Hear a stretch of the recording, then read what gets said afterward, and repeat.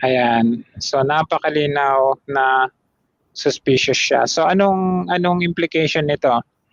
Ang ginawa nila, kinuha nila yung original. Ang original ay yung kay BBM.